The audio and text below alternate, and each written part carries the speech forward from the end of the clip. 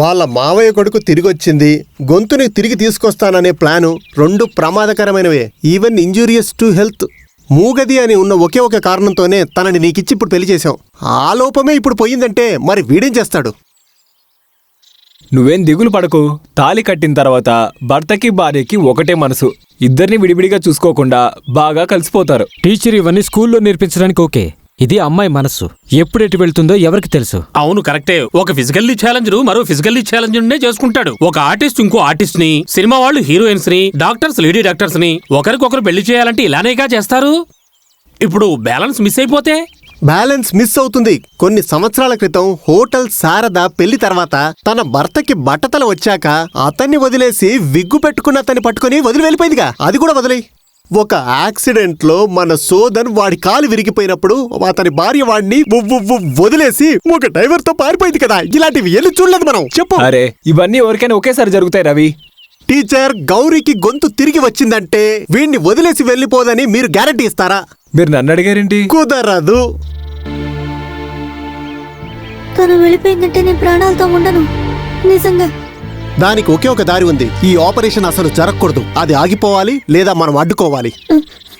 అయ్యో, అది అసలొద్దు. తను మాట్లాడాలని ఆశపడుతోంది. ఏరా, తాడి చెట్టు ఎక్కకుండానే తాటి ముందలు తింటావా నువ్వు? అలా అడిగావంటే ఒకే ఒక దారి ఉంది. కడుపు. కడుపా? అవును. అమ్మాయి వాళ్ళ ఇంట్లో తన స్థానాన్ని నిలబెట్టుకోవడానికి మగవాళ్ళకి దేవుడిచ్చిన వరమే కడుపు. తాను ప్రెగ్నెంట్ అయితే నువ్వు తప్పించుకుంటావు కాబట్టి నువ్వు ఆపరేషన్ అడ్డుకోవచ్చు. కాబట్టి మొదటి 10 నెలలు ఇలా గడిచిపోతాయి. 1 సంవత్సరం పిల్లాడితో పోతుంది. ఆ తర్వాత నీ మనసుకు నచ్చినట్టుగా నువ్వు చూసుకో. భార్యని వదులుకోవు, గొంతు కూడా తిరిగి వస్తుంది. ఆ తర్వాత నీకు ఆ ఫీలింగ్ కూడా ఉండదు కదా. కాదు, ఇప్పుడుండే పరిస్థితుల్లో నేనెలా కడుపు చేస్తాను? అది కూడా మేమే నేర్పించాలా? తన మనసులో నిద్రపోతున్న ఒక అమ్మని నువ్వే లేపాలరా. అంటే ముందుగా తనని ఇంప్రెస్ చెయ్యి. ఇంప్రెస్ చెయ్యాలా? ప్రెగ్నెంట్ చేసే ప్లాన్ ఏమైంది? అదే చూస్తున్నాను. చూస్తూ ఉంటే లోకల్లో ఏ అమ్మాయి కూడా ప్రెగ్నెంట్ అవ్వదురా. ఇది మిగతా వాళ్ళ ప్రాపర్టీ కాదు, ఇది నీ సొంత ప్రాపర్టీరా. వెళ్ళి అటాక్ చేసేయి. కాస్త ఓవర్ చేశానంటే తీసుకెళ్లి లోపల పడేస్తారు రేప్ కేసులో. అదంతా జరగదులేరా.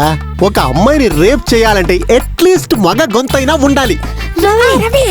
ఇది రేప్ చేసే వాళ్ళ గొంతు కాదు, రేప్ చెయ్యబడే వాళ్ళ గొంతు. నువ్వు ముందుగా వెళ్ళి చిరంజీవి గారు లేదా కృష్ణ గారి పాత పాటలు తీసుకెళ్లి విను, చూసి నేర్చుకో. వాళ్ళలాంటి గొంతు వీడికి ఇప్పుడు లేదనేదే కదా ఇప్పుడు వీడి సమస్య. చెప్పు. నువ్వు ఆపరేషన్ అడ్డుకునే దారి మాత్రం చూడు. ఒక ఐడియా ఉంది. ఈ మాధవన్ నాయర్కి ఒక నమ్మకమైన జ్యోతిష్యుడు ఒకడున్నాడు, స్వామి రఘురామన్. ఆయనతో మన మాధవ నాయర్ని బాగా ఫోర్స్ చేద్దాము. మనం రాసిచ్చిన మాటలు మాత్రమే జ్యోతిష్యుడు అక్కడికి వెళ్ళి మాట్లాడతారు. ప్లాన్ అంతా సరే కానీ జ్యోతిష్యుడు అది చెప్పగలడా? చెప్పించాలి. కాస్త డబ్బులు ఖర్చు పెట్టైనా జ్యోతిష్యుడు అలా చెప్పేలా చెయ్యాలి. కాదు, అది ఖర్చు అవుతుందంటే ఎంత ఖర్చు అవుతుంది? బాగా అవుతుందిలే. అది కాదు, నా దగ్గర అంత డబ్బు లేదుగా. మనకి డబ్బులు ఇవ్వడానికి కూడా ఉన్నాడు కదా పపన్. కానీ వాడు అమ్మాయిలకి మాత్రమే డబ్బులు ఇస్తాడు. ట్రై చేసి చూద్దాం.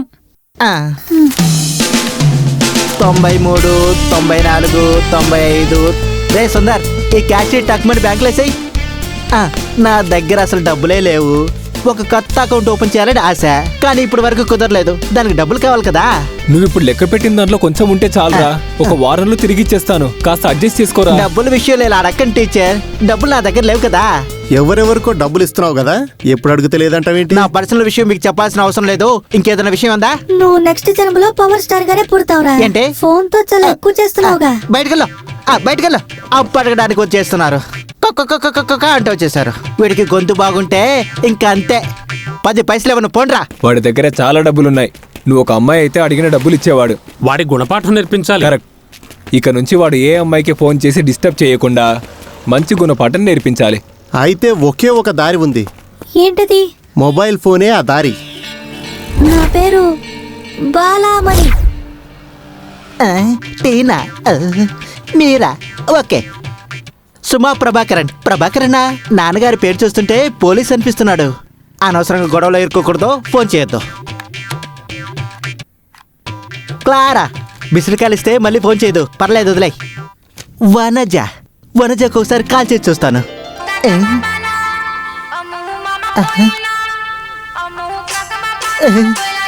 బాలామణినా హలో తీసాడు హలో పప్పనా? అవును పప్పనే, నీ సొంత పప్పన్నే. ఇప్పుడు నీకు మళ్ళీ కాల్ చేయాలనిపించిందమ్మా. సంతోషంగా ఉంది బాలమణి, సంతోషం. ఒక విషయం చెప్తామని కాల్ చేశాను. ఎలా చెప్పాలో అర్థం కావటం లేదు. నువ్వు ఎలా చెప్పినా పర్లేదు డార్లింగ్. అది నాకు ఒక అవసరం ఉంది, అందుకనే కాస్త డబ్బులు ఇచ్చి హెల్ప్ చేయగలుగుతారా? అందులో పెద్ద విషయం ఏముంది?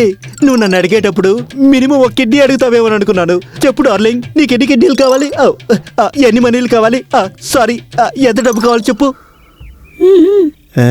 అది ఒక 15,000.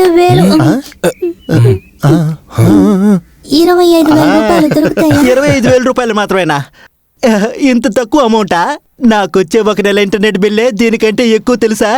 ఇక డబ్బులు తీసుకుని నన్ను ఇంటికి రమ్మంటావా? అయ్యో అదొద్దు. వాడిని ఎక్కడికి రమ్మని చెప్పాలి? రేపు పార్క్ దగ్గరికి 5 గంటలకు రమ్మని చెప్పు. రేపు 5 గంటలకి నెహ్రూ పార్క్ లో 5వ బెంచ్ మీదకి వచ్చి కూర్చోండి. మా తాతయ్య వచ్చి డబ్బు తీసుకుంటాడు. తాతయ్యని పంపిస్తావా?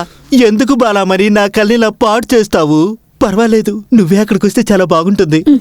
టైం వచ్చినప్పుడు ఒంటరిగా నేనే వస్తాను. ఎంతైనా మీకే కదా నేను సొంతం. ఇప్పుడు మాత్రం మా తాతయ్య గారు వస్తారు. మా కుటుంబంలో తాతయ్య చాలా ముఖ్యమైన వ్యక్తి. తాతయ్యని ఇంప్రెస్ చేస్తే అన్ని పనులు జరుగుతాయి. అలాగా? అయితే ఆ విషయాలని నేను చూసుకుంటాను. సరే అయితే తాతయ్యని పంపించు. ఏం చేస్తారో చూస్తూ ఉండు. అవును, తాతయ్య గారి పేరేంటి? పేరు కోటయ్య. కోటయ్య కాదు, కోటేశ్వరయ్య. సరే, చెప్పినట్టే చేసేయండి.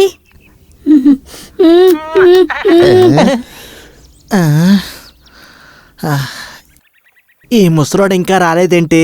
అయ్యో.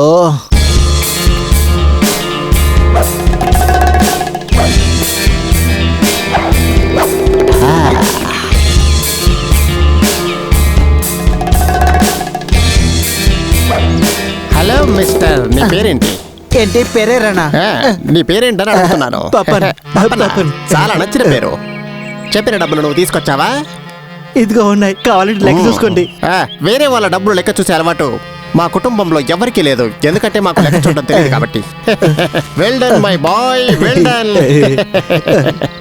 కాదు, ఈ ముఖాన్ని ఎక్కడో చూసినట్టుందే. మిస్టర్ పపన్, భూమి చాలా సంవత్సరాలుగా ఒకేలాగా తిరుగుతుంది కదా, ఎక్కడైనా మీరు నన్ను చూసి ఉండొచ్చు. అదే కోటేశ్వరయ్య అని పేరు వినగానే చాలా పాతకాల మనిషి ఏమనుకున్నాను. అందుకనే కాస్త ఆకు ఒక్క కూడా కొనుక్కొచ్చాను. అది వేస్ట్ చేయొద్దు, నా కుందేలు పిల్లలకి దాన్ని భోజనంగా పెట్టేస్తాను. అలాగే. బై ద వే, చాలా లేట్ చేయకుండా మీ డబ్బులు మీకు చాలా త్వరగా తిరిగి ఇచ్చేస్తాను. ఒక్క నిమిషం ఆగండి. తాతయ్య ఒక్క నిమిషం. అడుగుతున్నానని తప్పుగా అనుకోకండి. Never. మీ మనవరాలు బాలామణి ఎలా ఉంది? అందరిలాగే కదా ఆమె కూడా ఉంటుంది. అది కాదు, చూడ్డానికి ఎలా ఉంటుందని అడిగాను. ఒక అందమైన దేవత తను. ఐశ్వర్యరాయ్ మొహం, సరోజాదేవి కళ్ళు. మన నమిత ఉంది కదా, నమితలా ఉంటుంది. లతా మంగేష్కర్ లాంటి గొంతు. తనే నా మనవరాలు బాలామణి. అంటే మొత్తానికి చెప్పడానికి ఒక క్రాసే కదా? కాదు, mixed. Well done my boy. నువ్వు ఎక్కువగా దిగులు పడకు. మళ్ళీ మళ్ళీ నేను ఎక్కువగా డబ్బులు అడిగి తనని మీకు కాల్ చేయమని చెప్తాను. Good day, take care.